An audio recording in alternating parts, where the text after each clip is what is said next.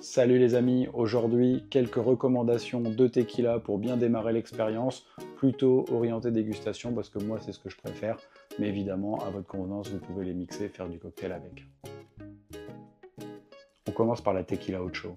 En 2008, quand Carlos Camarena, 5e génération d'Agavero, va rencontrer Thomas Estes, un restaurateur, aventurier, ambassadeur de tequila mondial, ils vont avoir finalement un souhait commun, créer une tequila qui respecte et qui démontre le terroir, c'est-à-dire qu'ils vont monter autour de leur ferme et leur distillerie, la Altena, un certain nombre de champs qu'ils vont appeler des ranchos, des petites fermes. Donc chaque tequila va être différente. Là par exemple j'ai la San Geronimo 2023, c'est-à-dire que c'est un rancho, une parcelle si vous préférez, que vous venez du monde du rhum, qui est dédiée à cultiver des agaves et qui a son propre terroir, et on va mettre ça directement en bouteille.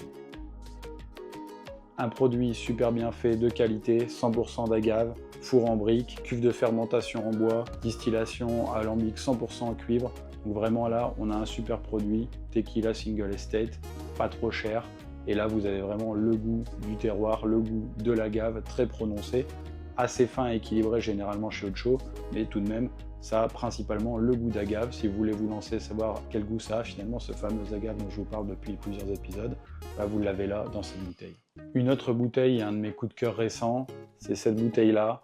C'est une tequila añejo, c'est-à-dire qu'elle a 1 an de vieillissement minimum dans des fûts. Ici, on le voit, de Widow Jane, un bourbon qui a été créé, il me semble, en 2014 à Brooklyn, que moi j'ai beaucoup apprécié, notamment au dernier Whisky Live.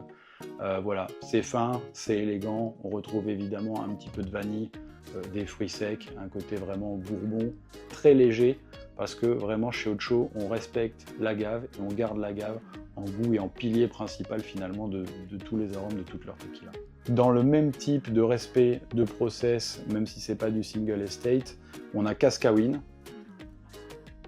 Je pense que Cascawin c'est la marque de tequila que j'achète le plus et la plus représentée à la maison. Moi j'adore tout leur line-up du 40 au 48% là que je reçois bientôt d'ailleurs. Ici on est sur la version Tahona. C'est la grande meule en pierre volcanique qui vient écraser les fibres. Et d'ailleurs ces fibres, pour cette version-là, elles ont été mises directement dans les cuves de fermentation en bois. Donc on va avoir un côté extrêmement végétal, très minéral également. Et c'est une tequila qui est, je pense, quelque chose vraiment à goûter, qui change de l'ordinaire.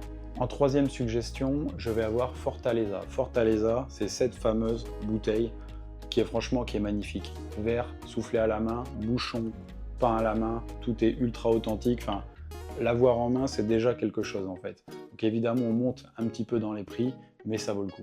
Steel Strength, 46%, on en a parlé la dernière fois, pas de réduction à l'eau. Moi, c'est surtout une tequila qui, honnêtement, au nez, est magnifique, avec de l'olive, avec du beurre. Il y a plein de choses que j'ai pas goûté dans d'autres tequilas, et franchement, rien que de l'ouvrir, c'est un plaisir. Il faut que vous ayez ça à la maison aussi. Et enfin, Cocorico, les amis, Calle 23 ou 23.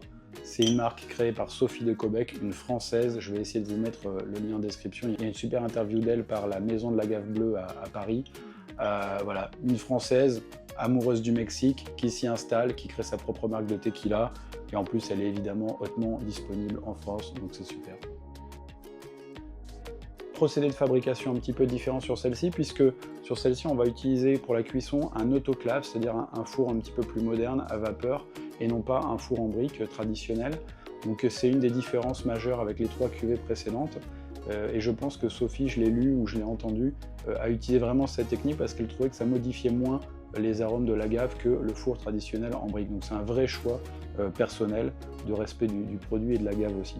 Donc super bouteille, un petit peu différente. Moi, vous l'avez vu, elle est malheureusement vide de chez vide depuis un moment. J'ai souvenir d'un bon kick de poivre. Ça m'avait bien amusé cette tequila-là, qui envoyait quand même du lourd. Et voilà les amis, première recommandation, 4 marques bien distinctes avec leur histoire, des personnages emblématiques, 4 tequilas de goût, vraiment de qualité, où vous allez pouvoir vous amuser. J'ai pris les versions Blanco, mais n'hésitez pas, il y a des Reposado, il y a des Añejo pour des versions vieillies qui peuvent des fois vous permettre de mieux accrocher aussi à l'univers de la tequila. Si vous avez besoin, si vous avez des questions, je suis dispo en commentaire, par message privé, n'hésitez pas.